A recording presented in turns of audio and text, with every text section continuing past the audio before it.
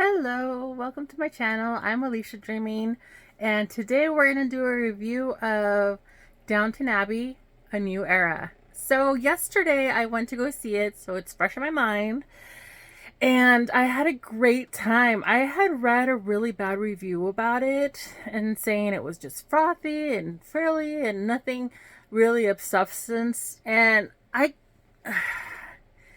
feel like you do a disservice to um to the whole show when you say something like that, because I I don't watch Downton Abbey to be reminded of how hard life is. I watch Downton Abbey as an escape from life, you know? Um like and that's and it's always it's like a soap opera kind of thing where you don't want to see them struggle with the pandemic. They did struggle with the Spanish influenza in the show, but we weren't in the pandemic during that time. And so like right now what I'm asking for from my media is different from what I normally ask for. Like, I am not appreciating a lot of grimdark shows. The only grimdark show that I'm watching currently is Stranger Things. And even then it's a fantasy. It's a fantasy kind of horror, you know? And even Obi-Wan Kenobi isn't, I mean, it's depressing and it's dark, but it's not like Game of Thrones grimdark for grimdark's sake, you know? Like, I'm watching the media that I watch right now. I'm looking for escapist fantasy. Anyways, so let's talk about the spoilers of the movie, what I liked best about it. I really liked the whole subplot of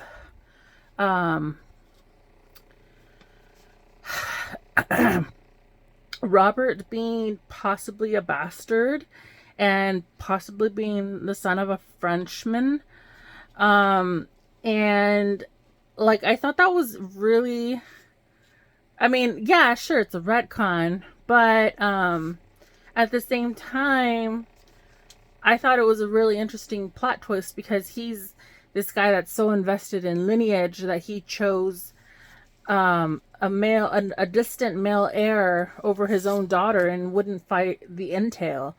And so that was interesting because he felt like a fraud and stuff. I feel like they could have spent a little bit more time with Cora. Like, she teaches the actress in the movie that they're filming at Downton, teaches her how to speak in an American accent or advises her. I feel like we could have gotten more of that. And I definitely wish we could have seen a little bit more about her struggling with her illness. I feel like I think they also kind of cheated by saying that it was pernicious anemia, which they all already gave to lady Matthew's mother, her new husband. I can't remember his name right now. Like, I feel like they cheated on that. Like, they could have given her something different, but that's fine. Like, I went to it going in, like, having rewatched, not, I didn't rewatch the entire show from the beginning. My mom did, but I would sit down and watch like little bits and pieces of it with her. And so like I got the main gist of the show again. And like, for example, the happy ending that Barrow gets, like, he ends up with somebody who cares about him, who wants who wants to take care of him and have him take care of like, the actor was so nice. Guy was so nice and like very respectful and didn't like I feel like he didn't lead him on, which is a problem with some of Barrow's past love interests. So like, that was nice to see. I do think that we could have gotten more time with the kids, because I feel like the next step is for them to go into the depression. And who knows, maybe they're not planning to go into the depression. Maybe they just want to close it out with the death of the Dowager.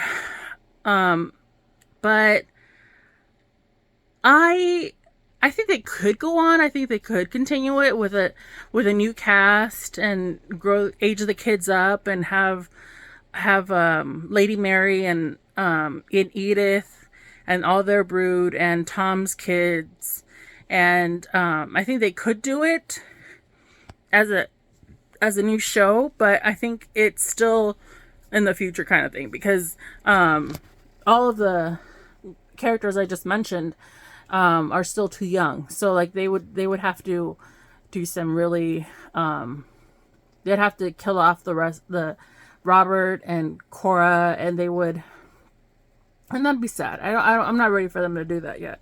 But I really hope this movie does well in theaters, and if you're looking for something fun to watch this summer, I would definitely recommend you go see it. If you love the show, you'll love this movie.